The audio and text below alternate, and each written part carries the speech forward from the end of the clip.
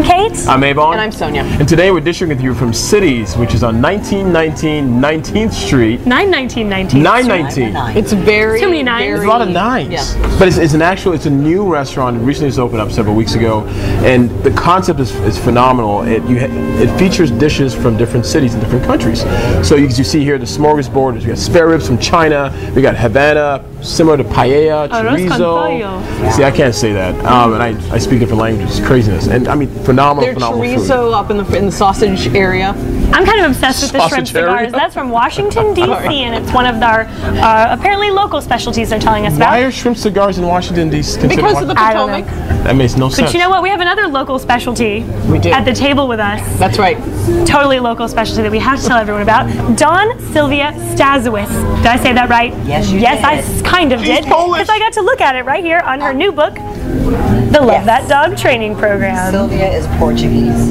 Staciewicz is a married Polish name. Oh. Yes, but you're here in Washington, D.C., and that's one reason we love you so much. Pot. Not only is she an incredible dog trainer, you'll tell us about all the people that you've trained, but you're also an author now, published author. So yes, I am. So how did you? I mean, you had a lot of pets growing up. We had pets throughout the whole family. Okay, I never had one, so I mean, we didn't really do animals in my family. So, I know, and I feel like I've missed out a little bit on that. At a great disadvantage. So tell us about. I mean, I don't know how to train a dog. How do you train a dog? Well, I have a dog, and I wouldn't know how to train a dog. So, and probably people who have owned dogs for years probably don't know how to train a dog. Do you have kids? No, not yet. She has a husband. It's like a kid. True. Well, depending who you ask. Yeah, if you read my book, he works on husbands too. What I like is that you have this positive reinforcement. Your aspect to your training program is really it's about positivity. Yes. And is that it's flipping the coin. It's rather than focusing on what's being done wrong, we're focusing on what is being done right. Can you give me an example? If you pay attention to the good and get rewarded for that, then the bad starts to go away. Do you have an example as to how that could happen for a dog? For instance, my dog gets on the sofa a lot. How can I reinforce good behavior? Well, first of all, your dog's getting on the sofa because you're allowing him. Do you hear that, husband? You're allowing him. So once your dog knows that being on the sofa with you is comforting. Right. And to both of us. Not only do you like it, absolutely, but it works for him. And he cannot tell the difference between other sofas in the house. So, but how do I reinforce don't get on the sofa? By teaching him to get on and off when you tell him to. You can have him say, sit, good dog, up, or whatever your word is, and he can come up and cuddle with you. And then you teach it off, and you teach him to go off. And then you say good, and then you say sit, down, good. And then it knows I can only get up when I am inviting him up. You get it on command. Dogs know how to jump up, they know how to sit, they know how to lie down, they know how to walk, they know how to pull, okay?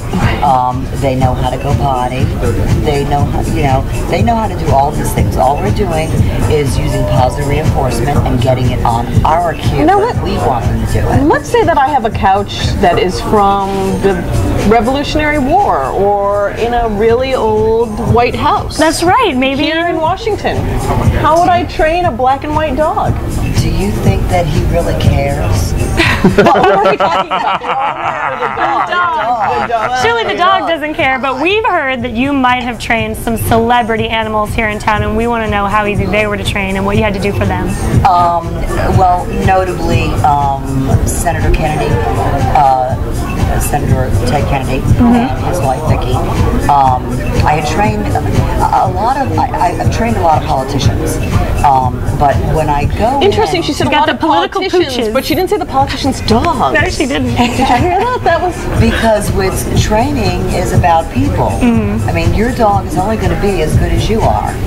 So if you're not doing your job, I know when someone comes into class and I say, okay, everybody stand up, we're going to practice, blah, blah, blah, blah, blah, whatever the homework assignment was the previous week. Well, if the dog's not doing it, I know the owner's not practicing. Right. And I'll say, did you practice? Be honest. And they'll say, I didn't really have time. I say, thank you for your honesty, because you know what? Dogs don't lie. You know? If they can't do the work, it's because you're not working with them. So Senator Kennedy and his wife, I worked with all their dogs. I helped introduce them to the Portuguese water dog. And through them, their last portie, Cappy, the youngest, who's now 2'2", he was just recently with me. He is the litter mate to the first dog. And The first dog. The first dog. The first dog. And the first dog was being rehomed, not because he was a bad dog, but because the resident, older dog just didn't care for him. Why? I don't know. It was a Republican. Quite possible. You're probably right. Because he's a very democratic dog. And so he was going to be rehomed, and I knew the breeders. Vicky just called me and asked me if I would, take this dog in, evaluate him, train him, see what he can do, get the rough edges off, and what kind of family he would be good for. He came to me as Charlie. I had no idea where he was going, just that I needed to see what kind of environment could he live in, so I took him everywhere. He went to the grocery store, he went to the bank with me, I took him to Target. I'll go anywhere and trade, and I make sure I get a lot of stuff. So when I'm at the counter, Right. and then they come to me and say, sorry, no dogs are allowed, I'm like, oh, really? I didn't see a sign. Do you want me to put my purchase back? And they go, oh, no. Yeah, it's fine. Finish your purchase, and I got my 10 minutes of training. Or you could just say, I'm here on presidential duty. Well, at the time she didn't know. I didn't know. Oh, that's right, that's right. I found out just shortly before it hit the public where the dog was going. And that's when the name was decided, and I started working on the name change. So he had a name prior to that, and he changed his name. Charlie, now it's something else. And how do you change? How did you quickly? Tell how us did you using change your technique. how you got the name to change. I just simply kept the name out of anything negative. Okay. Whenever I called him, I put a whistle to it, and when he came to me, I would say his name and give him a treat, and associated his new name with everything really positive. So if I wanted to give him a bath or clip his nails, I didn't say his name and call him to me. Sure. Because even though they're water dogs and they love to swim, a bath is a have to, swimming is I want to. Okay? So I just made it very happy associations. And you can name him anything. You can name your dog anything. You can change the name 5,000 times. Well, Don, Sylvia, it sounds like you can do anything with a dog and get them to train in any way, and it's all through positive reinforcement. Yes, and it works on children too. It sounds like it. So if you want to know more about training some of the political pooches she was talking about, and also more about this training program, make sure you pick up this book. Thanks so much for being with us. Yes, thank you very much. And the book does have a website. It's called LoveThatDogBook.com. LoveThatDogBook.com. Thanks so much. And thanks as always for joining us right here on the District Dish.